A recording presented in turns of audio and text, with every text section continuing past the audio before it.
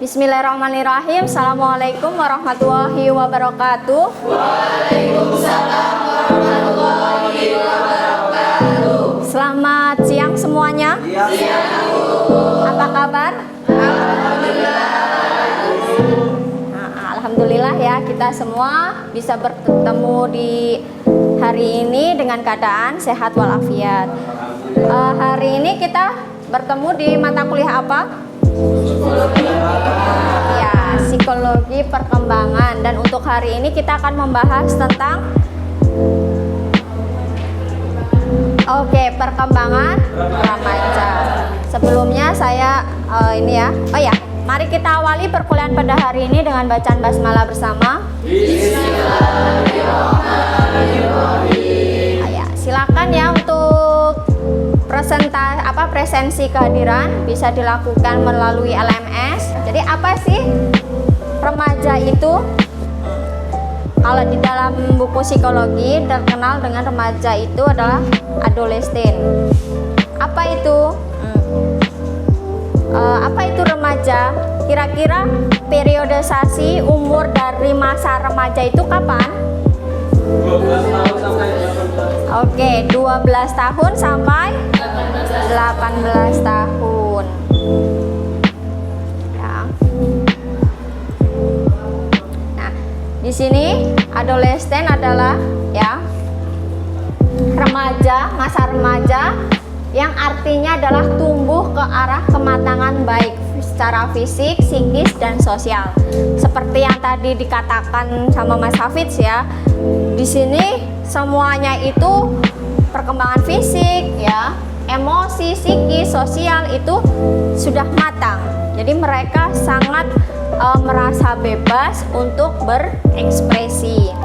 Selanjutnya masa remaja ya, seperti yang tadi sudah disebutkan, usianya pada usia 12 sampai 18. Nah, kalau di dalam psikologi itu dibagi menjadi dua periode, remaja awal dan remaja akhir.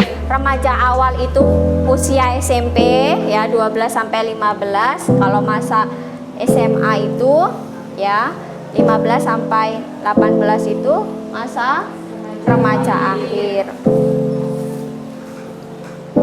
Terus selanjutnya, kira-kira ciri-ciri masa remaja itu apa sih? Kalau dari video itu tadi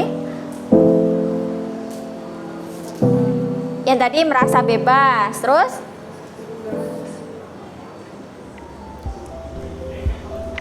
kira-kira tadi masa remaja adalah masa yang bebas mengekspresikan. Ya, Mbak siapa namanya, Mbak? Ayu Novita. Ya, Mbak Ayu Nifita.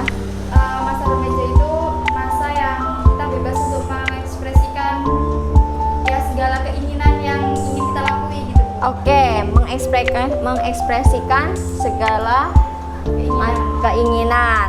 Ya, itu adalah perkembangan emosinya. Kita ke sini dulu. Ciri-cirinya. Nah. Oke, yang pertama, periode ini adalah periode yang sangat penting, di mana masanya peralihan dari anak-anak ke dewasa. Tadi di dalam video sudah dijelaskan ya, bagaimana anak-anak SD itu sudah selesai, terus dia masuk ke sekolahan SMP. Terus yang kedua, masanya periode perubahan ya, perubahan jati diri, termasuk fisik ya. Fisik yang biasanya bentuknya kecil, ada ya bagian-bagian tertentu ya yang berubah ya. Ada perubahan antara laki-laki dan perempuan. Nanti kita akan membahas tentang perkembangan fisiknya.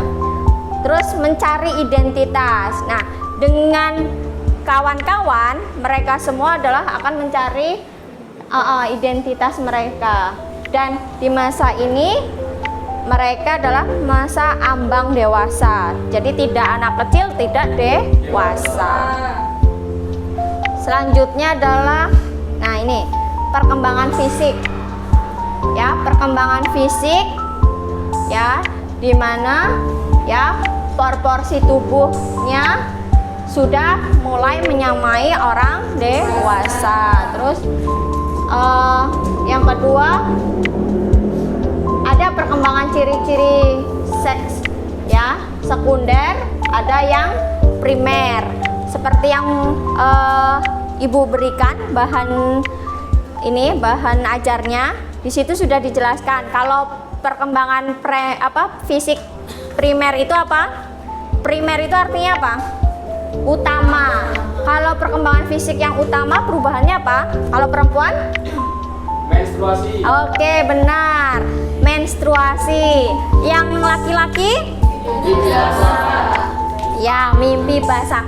Itu adalah perkembangan fisik primer. Selanjutnya kalau sekunder? Tumbuh jagung. Ya, kalau laki-laki tumbuh jagung, terus bulu ya. Kalau perempuan juga tumbuh bulu juga ya di area-area tertentu. Terus adanya yang bagian-bagian tertentu yang membesar seperti payudara ya dan lainnya. Terus selanjutnya adalah perkembangan seksual ya. Nah, ini di masa ini perilakunya seksualnya itu karena sudah mulai matang, sudah mulai berkembang, dia juga memiliki atau adanya dorongan seksual. Makanya mungkin ada benih-benih ya kasih sayang yang tumbuh antara laki-laki dan perempuan, mulai adanya ketertarikan ya, karena memang adanya hormon ya yang masuk ya atau yang semakin berkembang di dalam tubuh.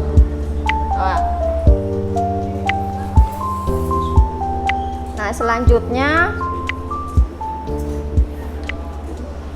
perkembangan intelektual. Nah, di masa ini ya, masa remaja itu adalah masa perkembangan intelektualnya sudah menggunakan apa? Penalaran. Jadi sudah menggunakan logika, sudah mulai berpikir ya lebih lanjut menggunakan penalaran, sehingga dia mampu memikirkan dan mampu merencanakan masa depannya.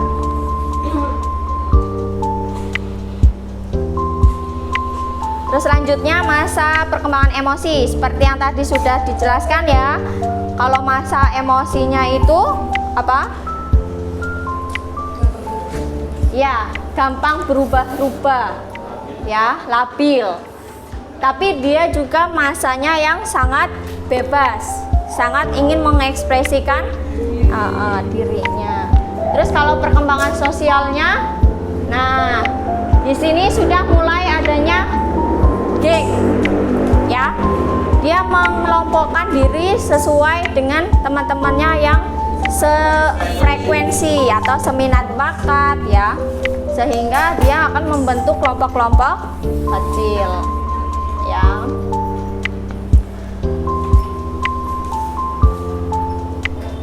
Terus selanjutnya adalah perkembangan moral. Perkembangan moralnya ya,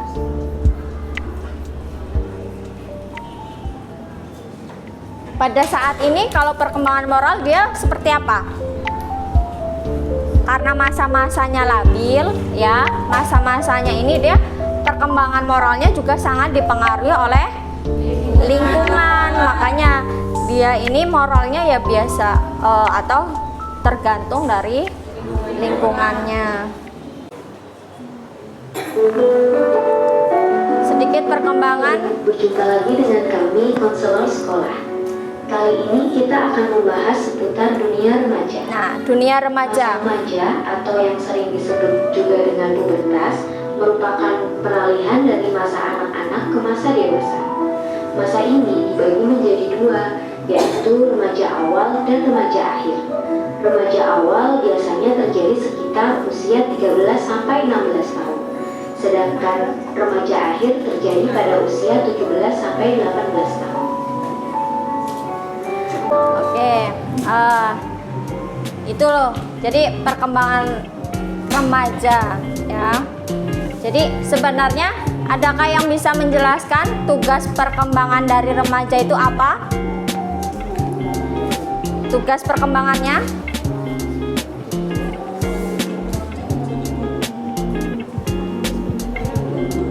Ya, silakan Mbak Aulia. Tugas dari perkembangan remaja ini yang pertama tentang mencapai hubungan baru yang lebih matang dengan teman sebaya baik laki-laki maupun perempuan. Maksudnya gimana?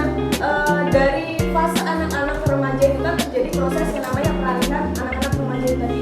Semakin berkembangnya fase yang dihadapi, maka dituntut hubungan yang akan dijalin itu maksudnya lebih baik lagi gitu, baik secara dari laki-laki maupun perempuan. Ya, jadi di sini tugas perkembangan dari remaja itu ya membangun hubungan baru ya dengan teman sebayanya antara perempuan dan laki-laki.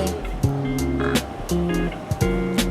Terus yang kedua, dia juga akan mencapai peranan antara laki-laki atau perempuan sesuai dengan jenis kelaminnya. Terus selanjutnya apa?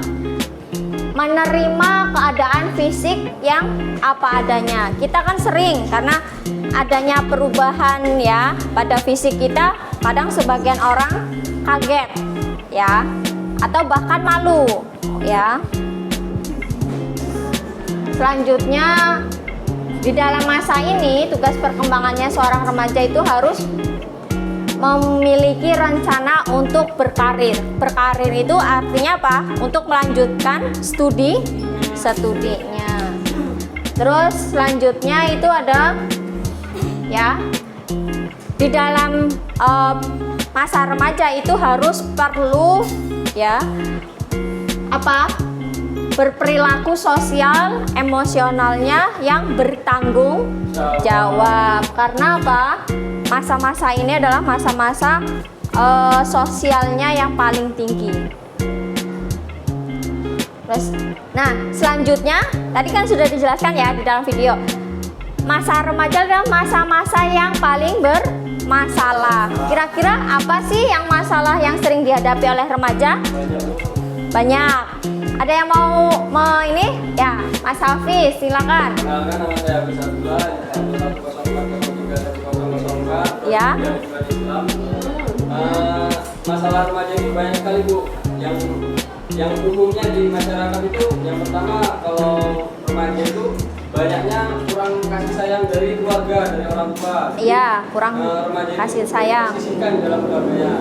Yang kedua itu karena masalah di eksternal, di luar. Contoh ketika dalam pergaulan atau salah pergaulan terkait seksual atau di dalam kelompok bagi yang laki-laki itu karena emosinya labil jadi seringlah perkelahian. Contoh masa-masa remaja lah banyaknya tawuran-tawuran makanya. Oh ya itu. Ya. Kalau menurut Mas Hafiz, kalau masalah keluarga itu karena kurangnya kasih sayang ya. Terus masalah sosialnya itu adalah karena dia masa emosinya yang labil, dia sering merasa selisih pendapat dengan temannya sehingga terjadi tawuran, perkelahian atau yang lain. Nah, di sini gangguan perilaku yang terjadi pada saat remaja ya. Ada sebagian remaja yang bisa menyelesaikan masalah, ada yang tidak. Kalau masalah itu terpecahkan, dia selanjutnya akan berkembang dengan baik lagi. Tapi kalau tidak terpecahkan, dia akan mengalami gangguan jiwa. Seperti apa? Depresi, stres ya. Dan sampai ke penyalahgunaan narkoba atau minuman keras. Nah, di sini perilaku menyimpang pada remaja. Contohnya ya, ada penyalahgunaan obat terlarang, minuman keras, berjudi, merokok, berhenti sekolah atau putus sekolah ya, tawuran, atau bahkan sampai kehamilan di luar nikah. Nah, selanjutnya kita akan membentuk kelompok kecil ya. Kita akan membahas tentang kasus-kasus yang ada di remaja ya, masa-masa remaja. Di sini saya akan mengangkat 5 tema. Yang paling atas itu apa? Geng motor, atau dia ini suka balapan motor. Terus yang kedua, itu adalah stres atau putus sekolah, ya. Yang ketiga yang paling tengah itu apa? Tawuran atau perkelahian. Yang keempat, iya, atau pergaulan bebas. Yang kelima, ya, merokok. Bisa penyalahgunaan narkoba juga ya. Jadi silahkan, saya akan membentuk ya 5 kelompok. Kelompok yang pertama, yang kedua, yang ketiga, keempat, kelima. Ya, silakan melingkar. Yang ini yang dua, ya silakan melingkar kayak gini aja buat ya, ini satu, ini belakang 2, yang belakang sana 3, yang ini 4, ini 5. Ya, 4-4 ya. Satu kelompok 4 orang.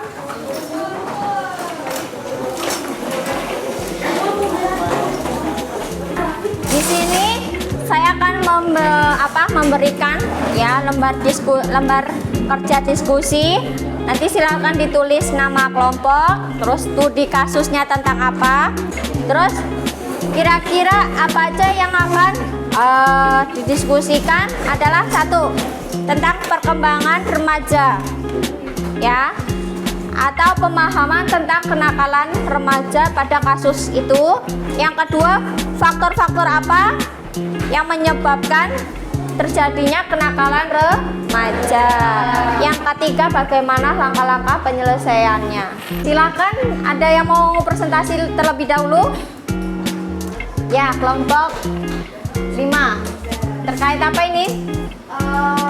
Merokok, Bu. Oh ya, merokok. Ya. Di sini atau apa aja, Bu? Ya, dari sini aja. Yang maaf. Ya. Menghadap ke teman-teman ya. Oke, baik. Sebelumnya saya buka terlebih dahulu. Assalamualaikum warahmatullahi wabarakatuh. Waalaikumsalam warahmatullahi wabarakatuh. Baik, di sini kami dari kelompok 2 akan mempresentasikan mengenai studi kasus yaitu tentang perilaku merokok dengan anggota saya sendiri, Ayu Novitasari, dengan rekan saya. Baik, di sini saya akan membahas mengenai perilaku merokok. Pengertian umum mengenai perilaku merupakan sesuatu yang dilakukan oleh individu satu dengan individu lain, dan sesuatu itu bersifat nyata. Jadi perilaku itu ya beneran dilakukan, yang bersifat nyata, yang dilakukan oleh fisik maupun batinnya juga mengikuti. Nah, pengertian perilaku merokok itu sendiri merupakan perilaku yang telah umum dijumpai. Tempat tongkrongan biasanya para lelaki itu merokok. Nah, seperti Puertua dan Nita 1995 mendefinisikan merokok sebagai menghisap rokok, sedangkan rokok sendiri adalah gulungan tembakau yang berbalut daun nipah atau kertas. Nah, perilaku merokok adalah suatu kegiatan atau aktivitas membakar rokok dan kemudian menghisapnya dan menghembuskannya keluar, dan dapat menimbulkan asap yang dapat terhisap oleh orang-orang sekitarnya.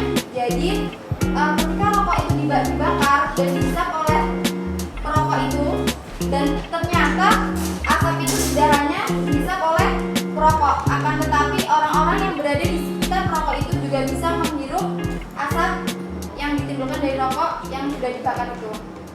Nah, yang itu tadi, ternyata ketika dia inspirasi dia merokok untuk menghilangkan stres, ternyata itu terpenuhi, dan akhirnya dia itu menjadi kecenderungan menjadi perokok yang seharinya itu menghabiskan 4 batang rokok. Yang keempat yaitu tahap maintenance of smoking, yaitu perokok sudah menjadi salah satu bagian dari cara pengaturan diri atau self regulating. Perokok dilakukan untuk memperoleh efek fisiologis yang menyenangkan. Itu tadi. Jadi ketika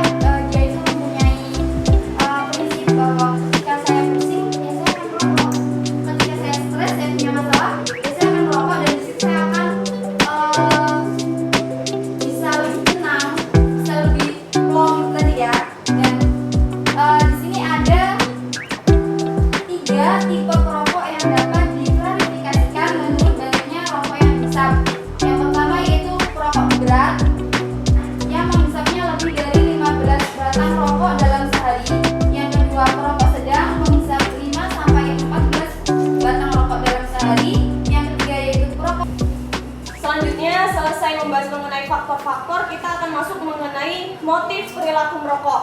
Sebenarnya apa sih motif dari seseorang itu merokok? Apa sih yang menjadi latar belakangnya? Yang pertama itu ada lagi-lagi faktor psikologis.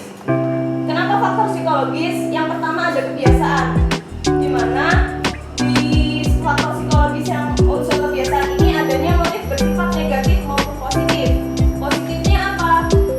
Ya nggak tahu, karena biasanya orang rokok itu tambah tujuan loh. Sekarang nggak asing lagi mengenai gabut ya, atau kalau nggak bingung mau ngapain, pasti yang laki rokok. Jadi ya sebenarnya kebiasaan karena gabut, makanya juga bingung mau ngapain, ujung-ujungnya merokok. Kemudian yang kedua ada mengenai reaksi emosi yang positif. Merokok itu memang bisa menghasilkan reaksi yang positif. Ya seperti tadi, kalau misalkan ada seseorang yang sedih, ada seseorang yang sedang kecewa, biasanya cowok-cowok nih kalau lagi putus cinta pasti sehari bisa 1 bungkus 2 bungkus. Karena apa? Dari merokok itu bisa menciptakan rasa senang, relaksasi, dan kenikmatan rasa. Dan juga merokok juga bisa menunjukkan kejantanan atau kebanggaan diri, di mana dia bisa menunjukkan nih, gue ngerokok loh. Dengan gue ngerokok tuh gue udah dewasa. Tuh. Kemudian yang ketiga ada reaksi untuk penurunan emosi. Yang tadi ya, ketika seseorang merokok, biasanya nih, kamu gak usah banyak ngomong, saya mau merokok dulu. Pernah kan? Pasti ada suatu ketika tuh ada suatu kalimat kayak gitu. Nah, ternyata rokok itu juga bisa menurunkan rasa emosi atau penurunan emosi, karena rokok itu bisa mengurangi rasa tegang, kecemasan ataupun kecemasan biasa ataupun kecemasan yang timbul karena adanya interaksi dengan orang lain. Kemudian yang ketiga, yang keempat itu ada alasan sosial, di mana merokok mengikuti kebiasaan kelompok atau orang di sekitarnya. Jadi ketika seorang laki-laki yang polos kemudian berkumpul dengan orang-orang yang lingkungannya sudah kecanduan merokok, sudah pasti dia akan terpengaruh atau terbawa menjadi perokok. Itu karena adanya alasan sosial. Kemudian yang kelima ada kecanduan atau ketagihan. Lagi-lagi tentang nikotin, yang awalnya coba-coba sekali, 2 kali, 3 kali merokok, kemudian kecanduan sampai akhirnya ya menjadi perokok berat. Kemudian yang kedua ini tadi faktor psikologi, kemudian sekarang ada faktor biologis, di mana ketergantungan seseorang pada rokok secara biologis. Maksudnya apa ya? Tadi karena nikotin, kemudian kecanduan, ujung-ujungnya menjadi perokok berat. Kemudian dari sekarang saya mau tanya dulu pada teman-teman, ada nggak sih dampak dari perilaku merokok? Banyak. Apa salah satunya? Dampaknya kan yaitu Kesehatan. bisa membunuh orang. Ya, kemudian Sama terus bagi perempuan itu bisa gangguan kehamilan itu intinya negatif ya. negatif. Tapi ternyata rokok itu ada dampak positifnya. Apa itu Kak? Kenapa? Kalau dari sini menurut OCDE 2000 membagi dampak perilaku merokok itu menjadi 2 bagian. Yang pertama dampak positif dan dampak negatif. Dampak positifnya apa sih? Dampak positifnya itu tadi mengembalikan mood positif dan membantu individu menghadapi keadaan-keadaan yang sulit. Selain itu, merokok ternyata juga bisa mengurangi ketegangan, membantu konsentrasi, hubungan sosial, dan menyenangkan. Tapi yang perlu menjadi catatan, dampak positif dari rokok itu sangat kecil dan sangat sedikit, berbanding terbalik dengan dampak negatifnya. Betul yang dikatakan sama Mas Hafiz tadi, bahwasanya dampak merokok itu yang pertama ada mengenai memicu penyakit ya.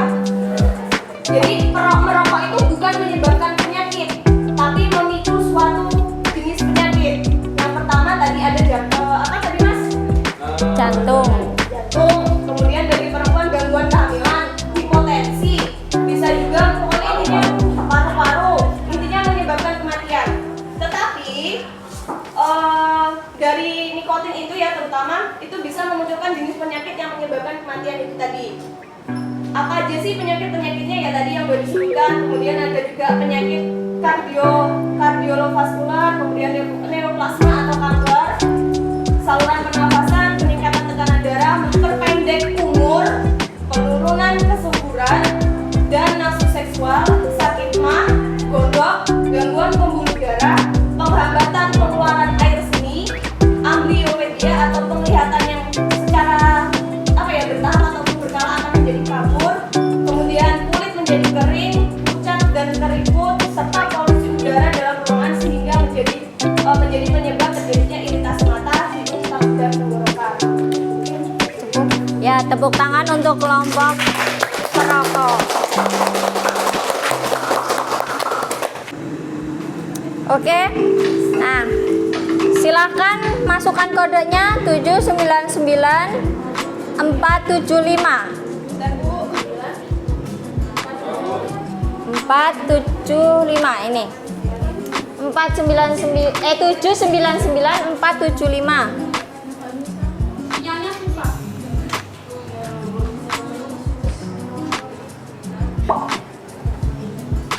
Sudah?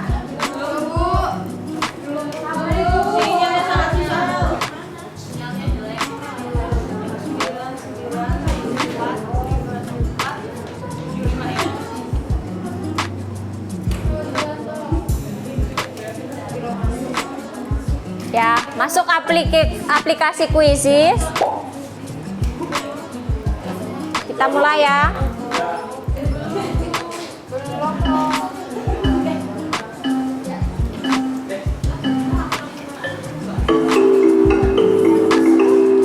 Nah, yuk. Silakan.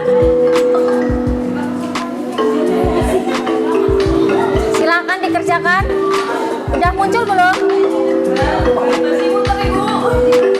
Ya, Hafiz sudah masuk.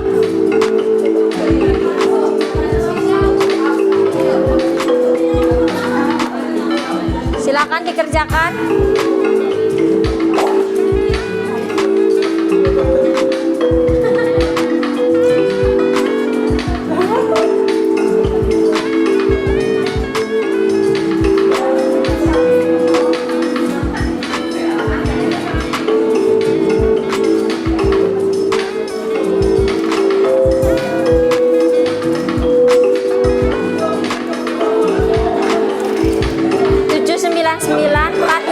Kodenya.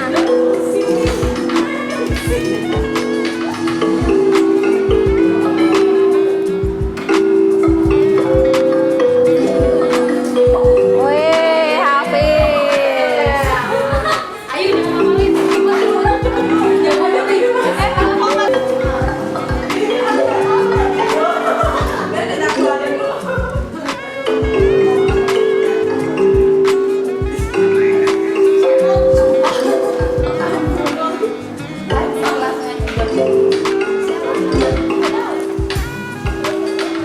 Sudah belum?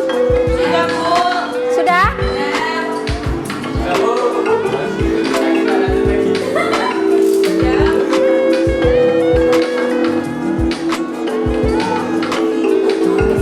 Oke? Sudah selesai? Saya akhiri ya. Oke. Siapa tadi juaranya? Kita lihat. Ya, juara 3 Mbak Aulia Elwa. Juara kedua Mbak Dea. Dan juara satunya Hafiz. Ya, anonim siapa anonim?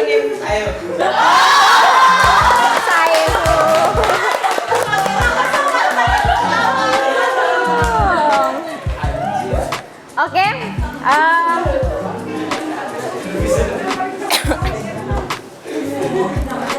Cukup ya untuk pertemuan hari ini.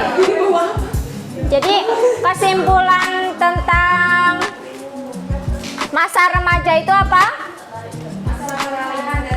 Ya, masa remaja adalah masalah peralihan dari anak-anak sampai menuju dewasa. Selain itu kesimpulan yang lain? Perkembangan fisik. Adanya perubahan perkembangan fisik ya. Ya, yang ya dari yang primer sampai ke sekunder.